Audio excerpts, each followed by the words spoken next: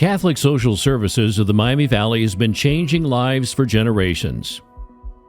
In the spring of 1921, Father Francis Gressel opened the first office of Catholic Charities in Dayton.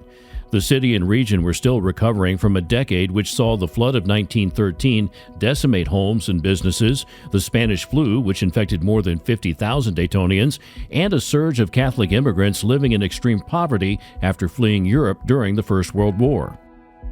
In its early years, the agency relied on volunteers to help it provide for child and family welfare, poverty relief, help for the aged and disabled, and Americanization for immigrants.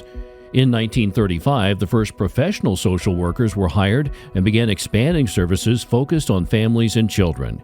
This marked the first year Catholic Social Services began facilitating adoptions and finding suitable homes for children in foster care. During the post-World War II years, the agency became a support system for displaced families from Europe, helping them find jobs and housing while assimilating to a new country.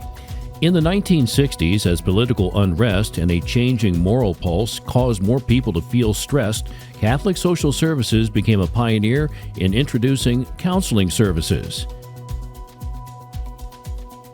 In 1969, the agency found its first permanent office when it took over the recently vacated convent of the Dominican Sisters of the Sick Poor at 922 West Riverview Avenue.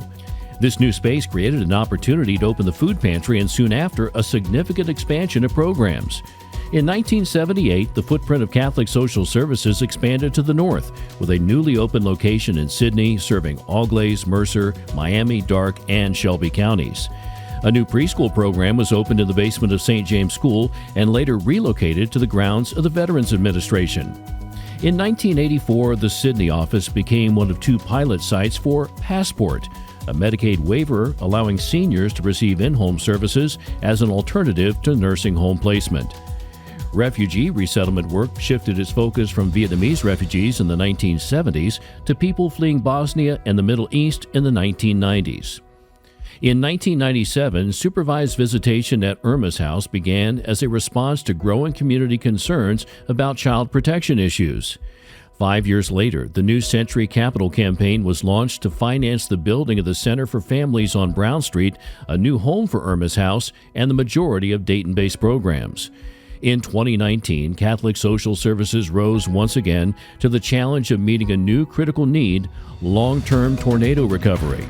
While the programs and services have changed over the past 100 years, the mission of Catholic Social Services of the Miami Valley has remained the same. I am so grateful to have the opportunity to work with such a talented, focused group of staff members, together with our board, our volunteers, our supporters in the community have inspired us to be able to serve with such great devotion for 100 years now. Providing help, creating hope, and changing lives.